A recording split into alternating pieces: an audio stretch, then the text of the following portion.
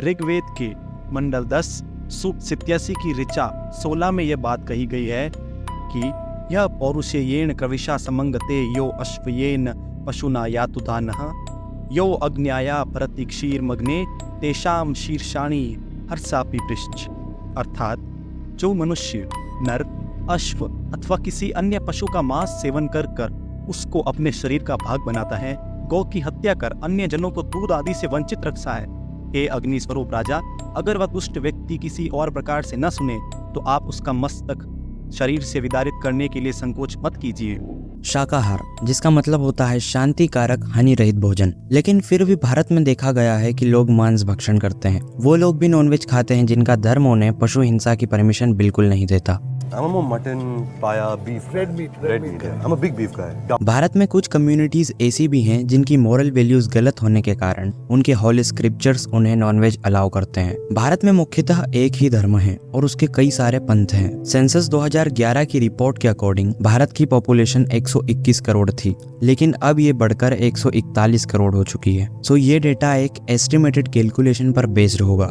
लगभग 79% भारत में हिंदूज हैं, 19% मुस्लिम्स और 2% other minorities. National family health survey 4 के अकॉर्डिंग 70% मेन और 78% वुमेन्स नॉन वेजिटेरियन हैं। तेलंगाना, केरला, आंध्र प्रदेश, वेस्ट बंगाल, उड़ीसा, झारखंड और तमिलनाडु ये भारत की वो स्टेट्स हैं जो कि हाईएस्ट मीट कंजप्शन स्टेट्स हैं, जिनमें 97% से ज्यादा लोग सिर्फ नॉन वेजिटेरियन हैं। और शर्म की बात तो ये है कि इसमें से 70% सिर्फ हिंदूज हैं। उत्तराखंड, उत्तर प्रदेश, मध्य प्रदेश और महाराष्ट्र ये वो स्टेट्स हैं जहां 50% से भी ज्यादा नॉन वेजिटेरियन है। सेंट्रल इंडिया में लगभग 40% हिंदूज नॉन वेजिटेरियन है। पंजाब, हरियाणा, राजस्थान और गुजरात जहां पर लीस्ट मीट कंजप्शन रेट है, जिसमें से 43% हिंदूज नॉन वेजिटेरियन है। हिंदू, सिख, जैन, बौद्ध ये सभी सनातन धर्म की ही शाखाएं हैं और एकमात्र सनातन धर्म में ही पशु हिंसा, किसी भी प्रकार की जीव हिंसा और किसी भी निर्बल पर हिंसा करने पर सख्त मनाही है। लेकिन फिर भी पूरे भारत में 64% हिंदूज नॉन वेजिटेरियन है। इंडिया वर्ल्ड की सबसे लार्जेस्ट बीफ एक्सपोर्टिंग कंट्री है। आप कत्ल खानों की बात करते हैं तो एक समुदाय विशेष की रोजी रोटी भी उससे जुड़ी है। दूसरी बात यह कि एनडीए के कार्यकाल में भी मीट एक्सपोर्ट बड़े पैमाने पर हुआ, तो उस समय आपकी सरकार ने क्यों नहीं किया कुछ? मैं देखूंगा उस समय उनके क्या प्रॉब्लम थे, मैं देखूंगा, लेकिन इन दिनों स्थिति गंभीर होती गई।